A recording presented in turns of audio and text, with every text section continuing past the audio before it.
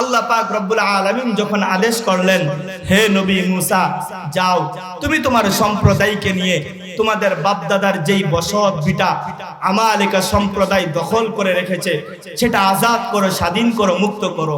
আল্লাহর নবী হযরতে মুসা আলাইহিস সালাতু ওয়াস সালাম তার জাতির নিকটে গিয়ে বলল, হে আমার জাতি বনি ইসরাইল, আল্লাহ পাক রব্বুল আলামিনের আদেশ আমরা যেন আমাদের বাপদাদার যেই বসত ভিটা কওমে আমালিকার হাত থেকে আজাদ করি, স্বাধীন করি, মুক্ত করি। আসো তোমরা তাদের থেকে আমরা আমাদের বাপদাদার বসত ভিটা আজাদ করব, স্বাধীন করব, মুক্ত করব। আল্লাহর নবী হযরতে মুসা নবী যখন এই কথা বললেন, তখন তার উম্মত বনি ইসরাইল কি জবাব দিল?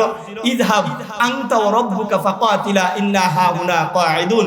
হে নবী মুসা, যাও তুমি আর তোমার আল্লাহ গিয়ে উদ্ধার করো, আমরা তোমার সাথে নাই। পড়ুন নাউযুবিল্লাহ। মুসা নবী জিজ্ঞাসা করলো, কিসের জন্য নাই তোমরা আমার সাথে? তখন তারা জবাব দিল, কারণ কওমে আমালিকা এমন এক দুর্দর্শ জাতি, কওমে আমালিকা এমন এক দুর্দর্শ জাতি, তাদের সাথে লড়াই করে আমরা টিকতে পারবো না, তাদের সাথে আমরা যুদ্ধ করে পেরে উঠবো না। এজন্যই যাও তুমি আর তোমার আল্লাহ গিয়ে লড়াই করো, আমরা তোমার সাথে নাই। পড়ুন নাউযুবিল্লাহ। এটা হলো এক প্রকার ভালোবাসা, যে নবী মিষ্টি খাওয়া লাগে আসি, নবী মিষ্টি, ফিন্নি, জিলাপি, আমিত্তি আর খিচুড়ি খাওয়া লাগবে আসি আপনার সাথে। ইসলামের যেই মধুর মধুর যে জিনিসগুলো সেগুলো পালন করতে রাজি, হ্যাঁ, আর কিন্তু কষ্ট যদি করতে হয়, আঘাত যদি সহ্য করতে হয়, কষ্টের কাজ যদি আসে তাহলে সেটা আমরা করতে রাজি না। এটা হলো এক প্রকার ভালোবাসা, যে নবী আপনার জন্য সব করতে রাজি, কিন্তু কাদিয়ানীরা আপনার বিরুদ্ধে কথা বলবে, তাদের ব্যাপারে আমি প্রতিবাদ করতে রাজি নাই। এটা হলো এক প্রকার ভালোবাসা। দ্বিতীয় আরেকটা ভালোবাসা হলো সাহাবী পদ্ধতি। আল্লাহু আকবার, আল্লাহু আকবার। সাহাবীরা রাসূলকে কেমন ভাবে ভালোবাসতেন, সাহাবীরা রাসূলকে কেমন ভাবে মহব্বত করতেন। আজকে আমার আপনার মধ্যে রাসূলের ভালোবাসা নাই, আজকে আমরা রাসূলকে ভালোবাসার মতো ভালোবাসতে পারি না। সাহাবীরা রাসূলকে ভালোবাসার মতো ভালোবাসতে পারতেন, রাসূলকে ভালোবাসার মতো ভালোবাসতেন। এজন্যই তো সাহাবীরা সফল কাম হয়ে গেছেন। সাহাবীরা রাসূলকে কেমন ভাবে মহব্বত করতেন, ভালোবাসতেন। বদরের যুদ্ধ আল্লাহর নবীর জীবনের প্রথম যেই যুদ্ধ, ওই যুদ্ধের নাম হলো বদরের যুদ্ধ। নবী আমার 313 জন সাহাবীকে সঙ্গে নিয়ে বদরের প্রান্তরে উপস্থিত হয়ে গেলেন। চেয়ে দেখলেন কুফফার শক্তি 1000-এরও বেশি, পক্ষান্তরে মুসলমান মাত্র 313 জন, যারা নিরন্ন নিরস্ত্র, যাদের কোনো ঢাল নাই, যাদের কোনো তরবারি নাই, যাদের কোনো লৌহ বর্ম নাই। আর পক্ষান্তরে কুফফার শক্তি, যাদের ঢাল রয়েছে, যাদের তরবারি রয়েছে, যাদের লৌহ বর্ম রয়েছে। আল্লাহর নবী টেনশনের মধ্যে পড়ে গেলেন, নবী আমার চিন্তার মধ্যে পড়ে গেলেন। আরে কুফফার শক্তি যদি আমার উপর আক্রমণ করে, জানি না আমার সাহাবীরা আমার সঙ্গে কেমন আচার ব্যবহার করে, আমি জানি না আমার সাহাবীরা আমার সঙ্গে কি ব্যবহার করে। মুসা নবীর মতো নবীকে রেখে উম্মত পালাইবে নাকি নবীর সঙ্গে থাকবে, এই চিন্তায় আমার নবীর চেহারাটা মলিন হয়েছিল। হাদিসের কিতাবের মধ্যে আছে রাসূলের চেহারাটা কালো হয়েছিল। রাসূলুল্লাহ সাল্লাল্লাহু আলাইহি ওয়াসাল্লাম এই চিন্তায় সমস্ত সাহাবীদেরকে ডাক দিয়ে বললেন, হে আমার প্রিয় সাহাবীরা, উশিরু আলাইয়া ইয়া আইয়ুহান নাস, হে আমার প্রাণের সাহাবীরা, তোমরা আমাকে বলো দেখি আজকে আমার কি করা উচিত হবে। আল্লাহর নবী মলিন করে চেহারাটা মায়াবী কণ্ঠে সাহাবীদেরকে সম্বোধন করে বলতেছিলেন, হে আমার প্রাণের সাহাবীরা, তোমরা আমাকে বলো দেখি আজকে আমার কি করা উচিত হবে। আল্লাহর নবীর যখন এই মলিন চেহারা রাসূলের এক আশিক দেখলেন, ওই আশিকের নাম ছিল হযরতে মিকদাদ ইবনে আসওয়াদ রাদিয়াল্লাহু তাআলা আনহু। যখন দেখলেন সরকারে দু আলম নবী চিন্তাগ্রস্ত, যখন চেয়ে দেখলেন সরকারে দু আলম নবীর চেহারাটা মলিন হয়ে আছে, সঙ্গে সঙ্গে হযরতে মিকদাদ ইবনে আসওয়াদ রাদিয়াল্লাহু তাআলা আনহু দাঁড়ায় গেলেন এবং চিৎকার দিয়ে বললেন, আল্লাহ ওয়াল্লাহ লা নাকুলু লাকা কামা ক্বালাত বনু ইসরাঈল লিমূসা। নবী আল্লাহর জাত ও ইজ্জতের কসম, আমরা আপনাকে তেমনটা বলবো না যেমনটা বনি ইসরাইল তাদের নবী হযরতে মূসা নবীকে বলেছে। নবী, আমরা আপনাকে তেমনটা বলবো না, বরঞ্চ নবী আমাদের বক্তব্য শুনুন। ইযহাব আনতা ওয়া রাব্বুকা ফাকাতিলা ইন্না মাআকুমা মুকাতিলুন। নবী আপনি সামনের দিকে অগ্রসর হন, নবী আপনি সামনের দিকে অগ্রসর হন। ওয়ালাকিন্না নুকাতিলু আন ইয়ামিনিক। নবী আপনি টেনশন করিয়েন না, কাফেরদের ঢাল রয়েছে, তরবারি রয়েছে, লৌহ বর্ম রয়েছে, তারা সংখ্যায় বেশি। নবী আপনি টেনশন করিয়েন না। ওয়ালাকিন্না নুকাতিলু আন ইয়ামিনিক। নবী আমরা আপনার ডানে থেকে যুদ্ধ করব। ওয়া আন শিমালিক। নবী আমরা আপনার বামে থেকে যুদ্ধ করব। ওয়া আন আমামিক। আমরা আপনার সামনে থেকে যুদ্ধ করব। ওয়া আন খালফিক। আমরা আপনার পিছন থেকে যুদ্ধ করব। নবী ওয়াল্লাহি আমাদের একজন সাহাবী যতক্ষণ পর্যন্ত জিন্দা থাকবে, আমাদের একজন সাহাবীর শরীরে যতক্ষণ পর্যন্ত এক ফোঁটা রক্ত থাকবে, নবী আপনার শরীরে আমরা একটা ফুলের টুকা পর্যন্ত লাগতে দিব। নবী আমরা আপনার জন্য জীবন দিতে প্রস্তুত। নবী আমরা আপনার জন্য আমাদের বাবা মাকে সন্তান হারা করতে প্রস্তুত। নবী আপনার ভালোবাসায় আমরা আমাদের স্ত্রীদেরকে বিধবা করতে প্রস্তুত। নবী আপনার ভালোবাসায় আমরা যা যা করার প্রয়োজন আমরা সব করতে প্রস্তুত। কিন্তু নবী আমরা একজন সাহাবী জিন্দা থাকবো, আমাদের একজন সাহাবী জীবিত থাকবে, আর আপনার শরীরে আঘাত লাগবে, এটা আমরা করছেন কেন বরদাস্ত করব?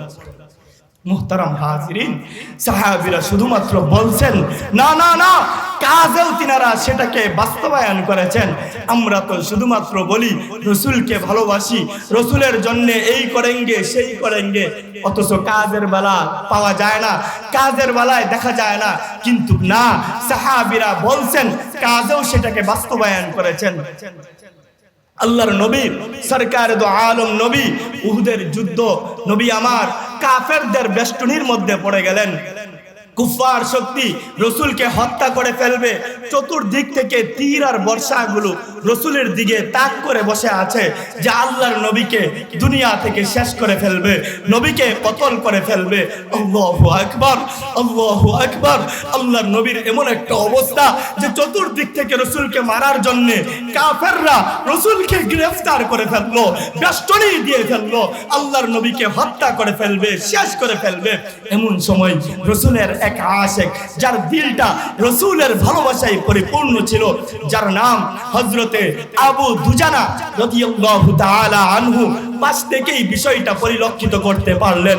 আরে আরে কুফার শক্তি তো আমার রসুলকে জানে মেরে ফেলবে, তারা তো আমার রসুলকে জানে শেষ করে দিবে, তারা তো আমার রসুলকে হত্যা করে ফেলবে। এই অবস্থা দেখা মাত্রই হযরতে আবু দুজানা রাদিয়াল্লাহু তাআলা আনহু আসমানের দিকে তাকায় চিৎকার দিয়ে বললেন, আল্লাহ আল্লাহ ইন্নী লা ইউহিব্বুকাল্লাহ। আল্লাহ তুমি সাক্ষী থাকো তোমার রাসূলকে তোমার জন্য ভালোবাসি। আল্লাহ তুমি সাক্ষী থাকো তোমার রাসূলকে তোমার জন্য মহব্বত করি, ইসলামের জন্য মহব্বত করি, আমি মুমিন হিসাবে তোমার রাসূলকে ভালোবাসি। এই কথা বলা মাত্রই হযরতে আবু দুজানা রাদিয়াল্লাহু তাআলা আনহু সঙ্গে সঙ্গে ওই কাফেরদের বেষ্টনীর মধ্যে ঢুকে গেলেন। মুহতারাম হাজিরিন, বানায় কোনো কিচ্ছা কাহিনী বলতেছি না, বুখারী শরীফ সাক্ষী, মুসলিম শরীফ সাক্ষী, বানায় কোনো কিচ্ছা কাহিনী বলতেছি না। ডান পাশ থেকে তীর আর বর্ষাগুলো আসতে আরম্ভ করলো, হযরতে আবু দুজানার ডান পা জজরা করে ফেললো, বাম পাশ থেকে তীর আর বর্ষাগুলো আসতে আরম্ভ করলো, হযরতে আবু দুজানার বাম পা জজরা করে ফেললো, সামনের দিক থেকে তীর আর বর্ষাগুলো আসতে আরম্ভ করলো, হযরতে আবু দুজানার সামনের সাইড জজরা করে ফেললো, পিছন দিক থেকে তীর আর বর্ষাগুলো আসতে আরম্ভ করলো, হযরতে আবু দুজানার পিছনের সাইড জজরা করে ফেললো। একটা মুরগি যেরকম ভাবে নিজের বাচ্চাগুলোকে নিজের দুইটা পাখার মধ্যে বেষ্টনী দিয়ে নিজের সমস্ত আঘাতগুলোকে বরদাস্ত করে নেয়, হযরতে আবু দুজানা এরকম ভাবেই আল্লাহর হাবিবকে বেষ্টনী দিয়ে নিজের সমস্ত তীর আর বর্ষাগুলোকে নিজের শরীরে নিয়ে নিলেন। আল্লাহর নবীর শরীরে একটা ফুলের টুকা পর্যন্ত লাগতে দেয়। আল্লাহর নবীর শরীরে একটা ফুলের টুকা পর্যন্ত লাগতে দেন নাই। আল্লাহর নবীর শরীরে একটা আঘাত পর্যন্ত লাগতে দেন নাই।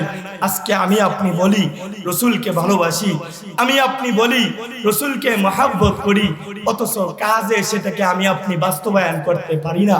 ও মুহতারাম হাজিরিন, বলেন যেই রাসূল আমার আপনার জন্য এত কষ্ট করেছেন, সেই রাসূলের জন্য আমি আপনি কতটুকু কি করতে পারব? যেই রাসূল হাসরে লাগবে, যেই রাসূল কবরে লাগবে, যেই রাসূলকে সর্বদাই আমাকে আপনাকে লাগবে, সেই রাসূলকে আমি আপনি কতটুকু কি করতে পারলাম? রাসূলের ভালোবাসা যদি না থাকে কবরে কি জবাব দিব? রাসূলের ভালোবাসা যদি না থাকে হাসরে কি জবাব দিব? রাসূলের ভালোবাসা যদি না থাকে কিয়ামতের দিন রাসূলের হাতে কিভাবে হাউজে কাউসারের পানি পান? একবার একটু চিন্তা করে দেখেন। কবর ভয়াবহ একটা জগৎ, যেই জগতে রাসূলের পরিচয়ের প্রয়োজন হবে। কবর এমন একটা ভয়াবহ জগৎ, মুহতারাম হাজিরিন, কবর এমন একটা জগৎ, মৃত্যু এমন একটা বিষয়, দুনিয়ার সবাই সেটাকে মেনে নেয় যে মৃত্যুর স্বাদ আস্বাদন করতেই। এই বাহিরের গুলো বন্ধ করে, বাহিরের মাইক গুলো বন্ধ করে। কবর এমন একটা জগৎ, মৃত্যু এমন একটা বিষয়, এটা সবাই বিশ্বাস করে। একদিন আমিও থাকবো না, আপনিও থাকবেন না, এই দুনিয়াও থাকবে না, কবরে থাকতে হবে। তো একবার ভাবেন, এখন যারা মারা যাচ্ছে তারা কত হাজার বছর কবরে থাকতে হবে? যারা রাসূলের জামানায় মারা গেছে তারা কত হাজার বছর যাবত কবরে আছে এবং থাকতে হবে। একবার চিন্তা করে দেখেন, যারা মুসা নবীর জামানায় মারা গেছে তারা কত হাজার বছর যাবত কবরে আছে। যারা নূহ পয়গম্বরের জামানায় মারা গেছে তারা কত হাজার বছর কবরে আছে এবং থাকতে হবে। একবার চিন্তা করে দেখেন, এই কবর ভয়ানক একটা জায়গা, এই কবর কাউকে চিনে না। এই কবরে রাসূলের ভালোবাসা না থাকলে কিভাবে থাকবে? হাদিস শরীফের মধ্যে আছে, একজন পাপিষ্ঠ নাফরমানের মৃত্যু হওয়া মাত্রই, কবরে রাখা মাত্রই তাকে 3টা সওয়াল করা হবে। এই 3টা সওয়ালের জবাব যখন সে দিতে পারবে না, ঘোষণা চলে আসবে, আফরিসুহু মিনান নার, ওই পাপিষ্ঠ নাফরমানের জন্য জাহান্নামের বিছানা বিছায়া দাও। আলবিসুহু মিনান নার, ওই জাহান্নামী পাপিষ্ঠর জন্য জাহান্নামের পোশাক পরায়া দাও। ওয়াফতাহ বাবান ইলান নার, ওই পাপিষ্ঠ নালায়েকের জন্য জাহান্নামের একটা দরজা খুলে দাও। সে জাহান্নামের যে শাস্তি কবরে শুয়ে শুয়ে যেন সে ভোগ করে। আল্লাহর নবী সর্বদাই কবরের আযাব থেকে পানার জন্য আল্লাহর কাছে দোয়া করতেন। রাসূল প্রত্যেক নামাজের পরে আল্লাহর কাছে দোয়া করতেন, আল্লাহুম্মা ইন্নী আউযু বিকা মিন আযাবিল কবর। হযরত উসমান রাদিয়াল্লাহু তাআলা আনহু যখনই কবরের